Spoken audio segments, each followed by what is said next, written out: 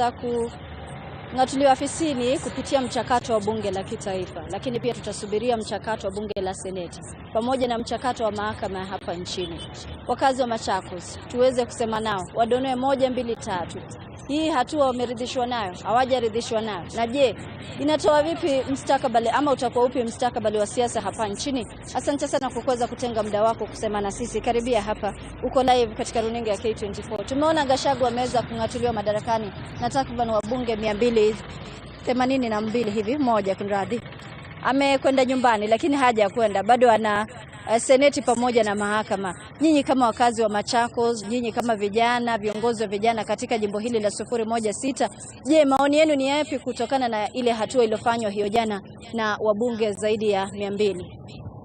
Okay, mimi naitwa Ivan Sojala, pia mimi ni mkazi wa Machakos. Number 1, Mheshimiwa Rigathi Gachagua. There is light and there is always hope, and we are going to have light at the end of the tunnel. It is no longer over until it is over.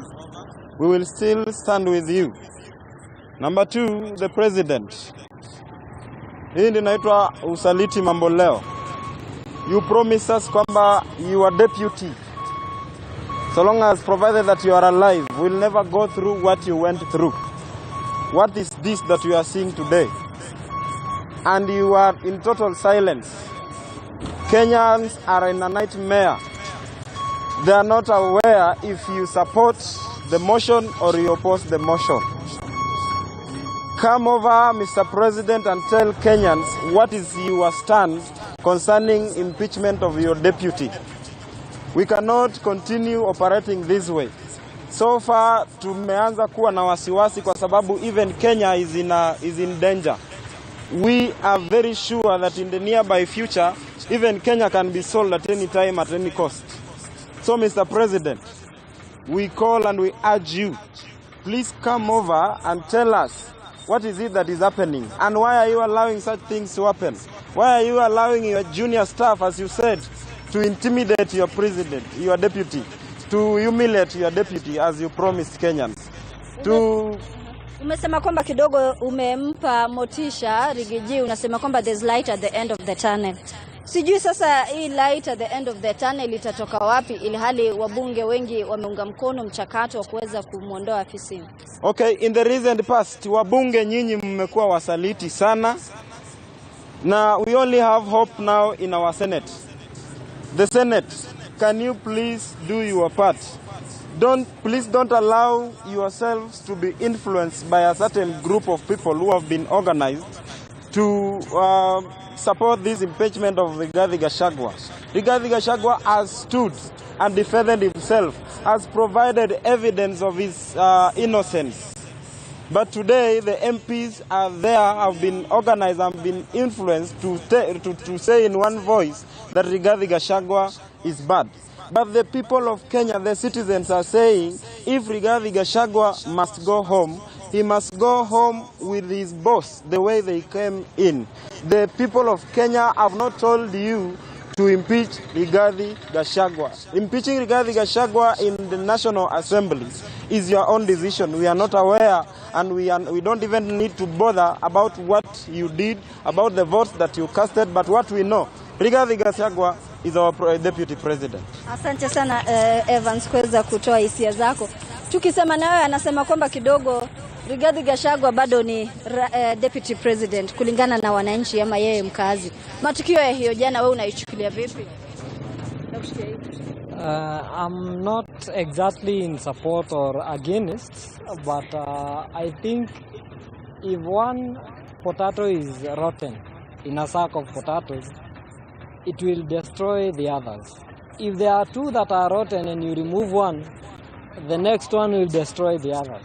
So in this case, kumtoa mmoja muache mwingine ama muache wengine haisaidii chochote. Lazima muondoe kila mbaya ndio haya mengine yakae vile inafaa kuwa. Asante sana kwa dakika moja tu Brian, ndio usione kwamba nimekufungia. Kwa sekunde moja tu, matukio ya jana unachukuliaje? Kwanza nataka kusema hii kama naitwa Martin Mbirira, mkazi wa Machakos. jana kumekuwa na impeachment ya mheshimiwa naibu rais, that is Gachagua. Kwanza nataka kumwambia rais, akiingia kwa uongozi alikuwa amekubaliana kuwa wanaenda kuwaka na mwenzake vizuri sana. Lakini kumekuwa na usaliti mkubwa venye mwenzangu wa kwanza alisema, ambapo tunapata mheshimiwa rais kutumia wabunge. Ameweza kufanya mheshimiwa naibu rais kufanya kubanduliwa. Sasa maoni yangu, swali yangu ni kuwa now that is the National Assembly of Kenya. Imembeach that is the deputy president of the county, not the county but the country. Now atasurvive kweli kwa Senate? Akisurvive kwa Senate, will the court appeal save this man, orphan man? So that is swali yangu, lakini kwangu ni kuwa mheshimiwa rais amefanya kumsaliti naibu rais wa nchi hii ya Kenya. Asante sana. Amemaliza yeye hoja zake hizo kwamba kidogo rais amemsaliti Rigathi Gachagua. Maoni yake hayo, na ni maoni ya wakazi wa Machakos kutokana na ule mchakato wa jana wa kuweza kumbandua afisini Rigathi Gachagua. Tunatarajia seneti itasema nini, na pia tunatarajia mahakama hapa nchini itasema nini kutokana na mchakato wa hiyo jana.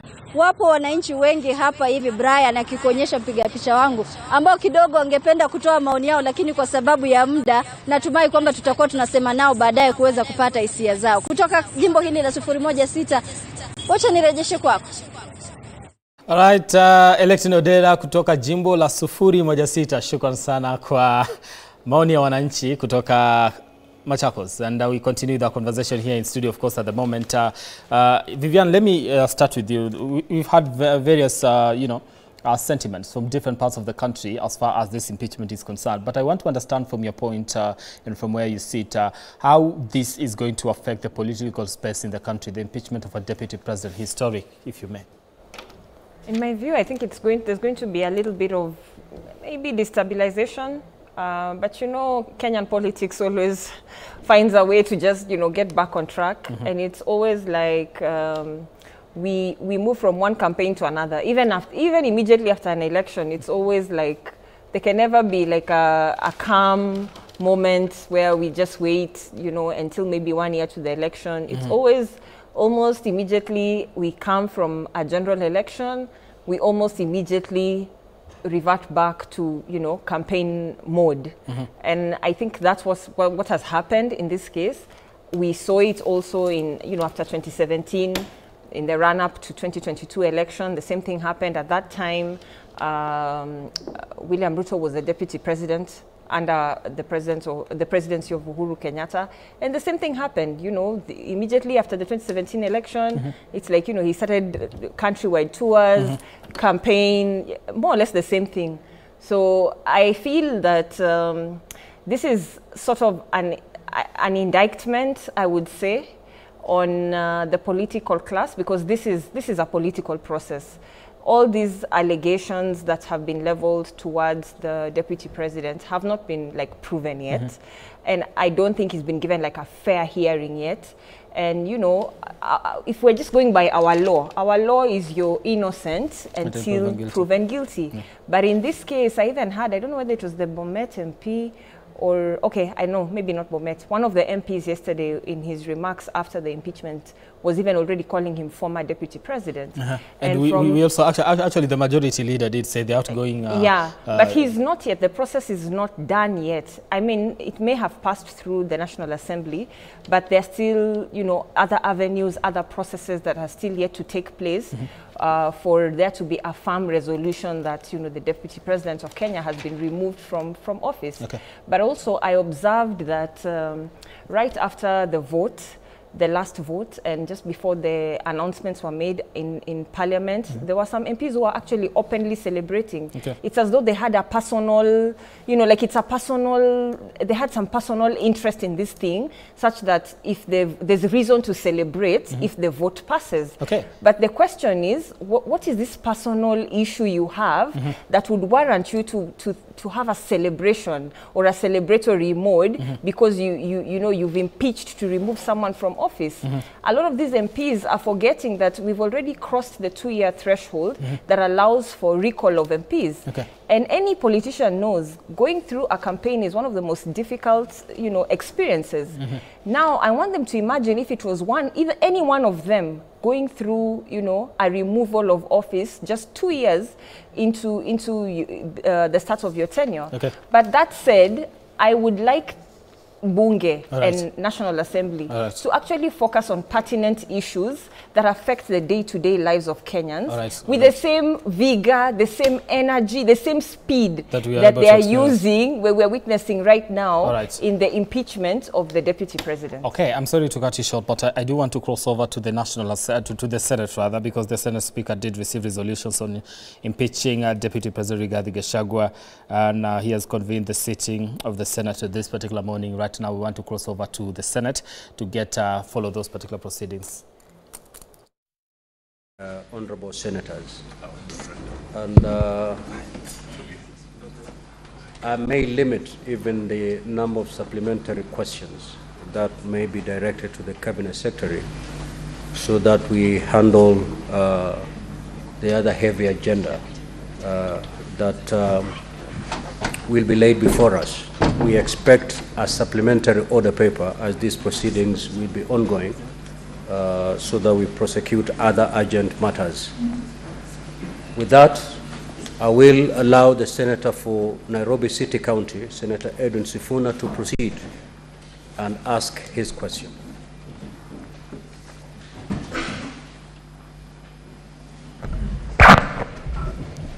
Thank you, Honorable Speaker. As you're aware, over the period of 16th to 31st of August of this year, I had opportunity to visit the US with your kind support, Honorable Speaker. And during that period, I had opportunity to engage with Kenyans living in the US, in the cities of Chicago, Seattle, Washington, D.C., and Houston. And it is the genesis of these questions that I've posed to the Cabinet Secretary for Foreign Affairs out of my interaction with the Kenyans, and including our diplomats at the Kenyan Embassy in Washington, D.C. Honorable Speaker, unfortunately, as I speak, I have not received the hard copy responses, but I hope the Secretariat is making arrangements. So I'm not aware whether the CS has actually put in written responses. But these are the questions, Honorable Speaker, and I will read the three of them. I'm sure that the CS can answer all of them at once. The first question to the CS is, could the Cabinet Secretary indicate the staffing levels by cadre at the Kenya Embassy in Washington, D.C. and the two Kenya consulates in Los Angeles? All right, of course, that is the Senate, and we'll be getting back there later on to just get to follow the proceedings as far as the impeachment of Deputy President Rigathi Gachagua is concerned. And just to bring you up to speed as far as this is concerned, you do want to take you through this Gazette notice on the Senate actually receiving this resolution. Let me just read through this Gazette notice so that you get to understand what we are talking about and why we need to go back to the House to bring you up to speed. So this is what it's saying there. The Senate, the Constitution of Kenya, the Senate standing orders, convening of the Senate to hear the charges in the matter of the proposed removal from office by impeachment of His Excellency Rigathi Gachagua, Deputy President of the Republic of Kenya, and pursuant to Article 145(3) of the Constitution and Standing Order 78(1) of the Senate Standing Orders, I appoint the sitting of the Senate of Wednesday, 9th October 2024 at 9:30 a.m. as the sitting convened for the purpose of hearing the charges in the matter of proposed removal from office by impeachment of His Excellency Rigathi Gachagua with the Deputy President of Kenya. Of course, we'll be getting to that particular proceeding later on and just get to follow that and bring you up to speed as far as this is concerned. I want to get my final remarks from my guests here in studio on this particular matter. Let me start with you, Owidi. The fate of the Deputy President now lies in the Senate. Does he stand a chance to save himself, or this is already cooked and he's done for it? No, he definitely stands a chance. Senators are human beings.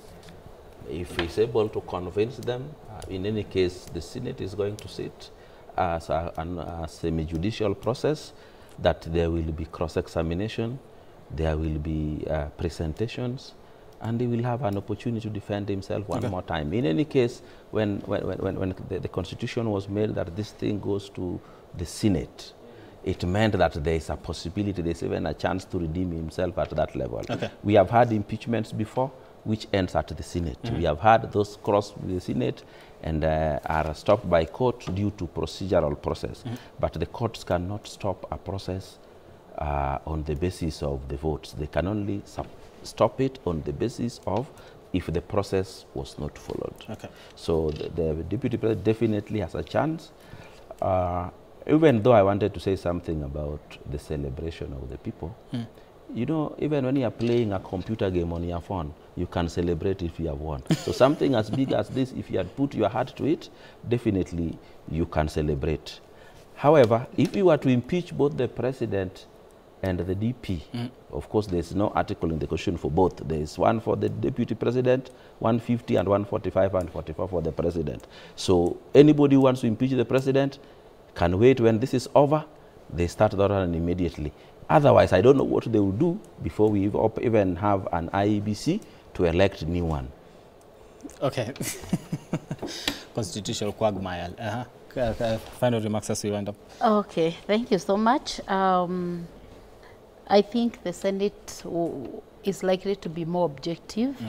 Now that we don't have the supremacy of the houses now anymore, Parliament did what it did, and I call them idiots, and I'm not withdrawing my statement. Okay, your statement? Yes, and I want to remind Kenyans who has done a worse evil than the MP who actually said when the Gen Zs were killed that he would, if he were the president, he would kill 5,000. I mean, that is even a worse issue than what they are accusing the deputy president of. And lastly, I want to encourage the deputy president. He was not born a deputy president. There is life tomorrow. He has his beautiful family and his beautiful children. So if it goes that way, then it is. And lastly, the last point, I want to remind Kenyans we are getting into a constitutional crisis because constituencies ceased to be in March this year. Is a debate for another day, and therefore is a deliberate effort by the government to delay appointing IBC and all that, so that we continue being there. Assume today we don't have the president and the deputy president, where would we be? We have constituencies that have never had a by-election, MCAs, counties, wards that have not had by-elections because in one way or the other, they don't have the representatives. Okay. And I think it's a deliberate effort which Kenyans should actually be opening their eyes to, because I don't know if we continue the way we are right now. Right. I'll tell my sister here, Vivian, we don't need to vie for 2027 general election. We should just look for a way to be cabinet secretaries because we are capable, and therefore we get rich in that way, because we have seen it's one of the many ways to get to. We are trying to change this country. We can't promote that. Why? No, but they have set a very good precedence for us. We want to change that, and that's why a lot of things people are taking to the streets. No, but us will be doing good business. We have at least some of the CSS who have been there. I mean, they don't have the qualifications that we have when without due respect. Let me come to you, Vivian. Final remarks as I wind up, because I'm totally out of time. Moving forward, and what this means for the nation, just an impeachment of a deputy president. I think the lesson for any Kenyan who is in consideration to become deputy president is consolidate your power. Because when you don't consolidate your power, you become a sitting duck and a victim of political mob lynching, which is what is happening to Rigathi Gachagua. Former Central Province has, I think, 5 counties, Kirinyaga, Nyandarua, Kiambu, Murang'a, Nyeri. All of them have, I think, 34 constituencies.